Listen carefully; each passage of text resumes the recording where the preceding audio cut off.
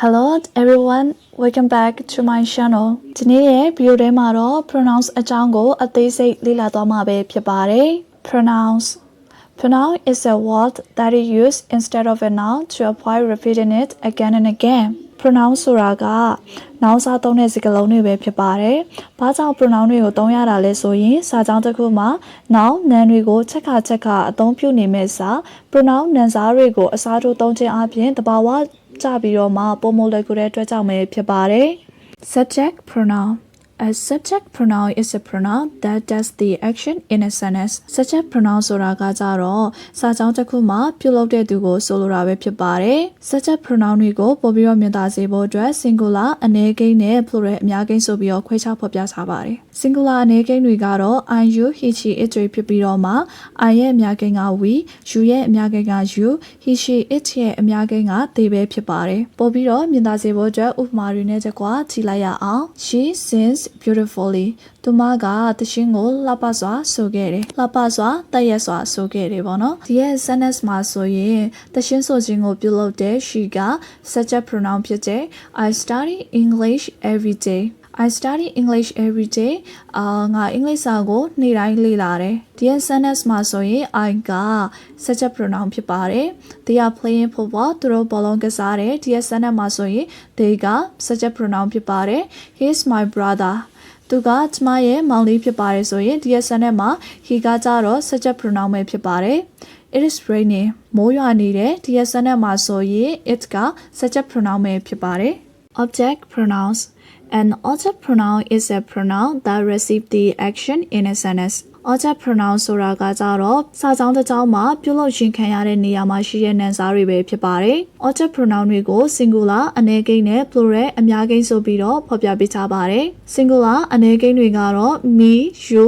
him, her, it တို့ဖြစ်ပြီးတော့မှ me ရဲ့ plural အများကိန်းကကြတော့ s ဖြစ်တယ်။ you ရဲ့အများကိန်းက you, him ရဲ့ her ရဲ့ it ရဲ့အများကိန်းတွေကတော့ them ပဲဖြစ်ပါတယ်။ဥပမာတွေအနေနဲ့ I like her ကျွန်တော်သူမကိုကြိုက်နေတတ်တယ်ငါသူမကိုကြိုက်နေတတ်တယ်ကြိုက်နေခြင်းကိုခံရတဲ့ her သူမကကြတော့ object pronoun ဖြစ်ပါတယ် He called me yesterday သူမနေ့တုန်းကငါ့ကိုခေါ်ခဲ့တယ်ဒီရဲ့ sentence မှာဆိုရင် me က object pronoun ဖြစ်ပါတယ် She invited them to the party သူမကသူတို့ကို party ကိုဖိတ်ခဲ့တယ်ဒီရဲ့ sentence မှာဆိုရင် them က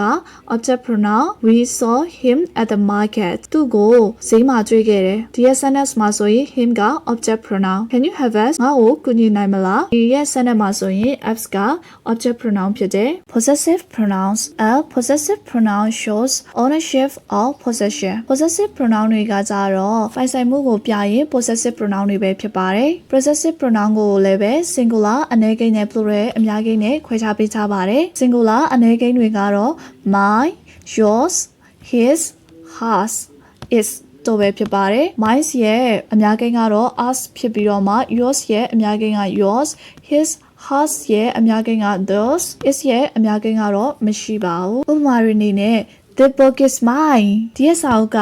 ငါပိုင်မဲ့ဒီရဲ့စာအုပ်ကငါဟာပဲဖြစ်ပါတယ်ဒီရဲ့ sentence မှာဆိုရင် mine က possessive pronoun ပဲဖြစ်ပါတယ်ပိုင်ဆိုင်မှုကိုပြတဲ့အတွက် That phone is yours The phone is yours ဒီရဲ့ဖုန်းကနင်းရဲ့ဥစ္စာနင်းရဲ့ဖုန်းပိုင်ဆိုင်မှုကိုပြတဲ့ yours ကဒီရဲ့ sentence မှာဆိုရင် yours ကပိုင်ဆိုင်မှုကိုပြတဲ့အတွက် possessive pronouns ပဲဖြစ်ပါတယ်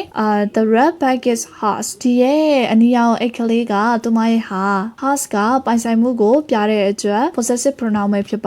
This house is ours ဒီရဲ့ house ကငါတို့ရဲ့အိမ်လေးours ကငါတို့အိမ်ဆိုတဲ့ပိုင်ဆိုင်မှုကိုပြတဲ့အတွက် possessive pronoun ဖြစ်ပါတယ် The cars over there are theirs ဟိုမှာရှိတဲ့ကားတွေကသူတို့ရဲ့ကားတွေဒီမှာဆိုရင် theirs ကကြတော့ပိုင်ဆိုင်မှုကိုပြတဲ့အတွက် possessive pronoun ပဲဖြစ်ပါတယ်Possessive adjectives A possessive adjective shows ownership just like a possessive pronoun, but it comes before a noun. Possessive adjective တွေက possessive pronoun တွေလိုပဲပိုင်ဆိုင်မှုတွေကိုပြတယ်။သူ့ရဲ့နောက်မှာအမြဲတမ်း noun လိုက်တယ်။သူ့ကိုလည်းရှေ့ကဖော်ပြခဲ့သလိုပဲ singular အနည်းကိန်းနဲ့ plural အများကိန်းတွေဆိုပြီးတော့ခွဲခြားဖော်ပြထားတယ်။ singular အနည်းကိန်းအနေနဲ့ကတော့ my, your, his, her, its. my ရဲ့အများကိန်းက are your ရဲ့အများကိန်းက your his ရဲ့အများကိန်းက their her ရဲ့အများကိန်းက their its ရဲ့အများကိန်းကလည်း their ပဲဖြစ်ပါတယ် ဥပမာတွေအနေနဲ့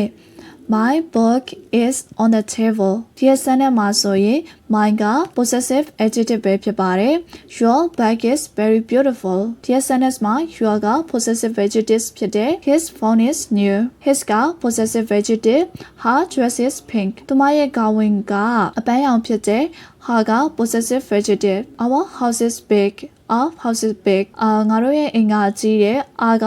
possessive adjective Their car is fast Their car possessive adjective Its color is red Its car possessive adjective Reflexive pronouns A reflexive pronoun is used when the subject and the object of a sentence are the same person or thing Reflexive pronoun ဆိုတာကစာကြောင်းတစ်ခုမှာဆိုရင် subject နဲ့ object နဲ့ကတူနေမယ်ဆိုရင် reflexive pronoun လို့ပြောတယ် Reflexive pronoun ကိုသုံးတယ် Reflexive pronoun ကို singular အနည်းကိန်းနဲ့ plural အများကိန်းဆိုပြီးတော့ခွဲခြားဖော်ပြထားတယ် Singular အနည်းကိန်းတွေကတော့ myself yourself himself herself itself ပဲဖြစ်တယ် myself ရဲ့အများကိန်းကတော့ ourselves yourself ရဲ့အများကိန်းက ourselves ဒီနေရာမှာတဦးလေးကိုပဲဖော်ပြမယ်ဆိုရင် se and f self ကိုသုံးပြီးတော့အများကိန်းကိုဖော်ပြမယ်ဆိုရင် self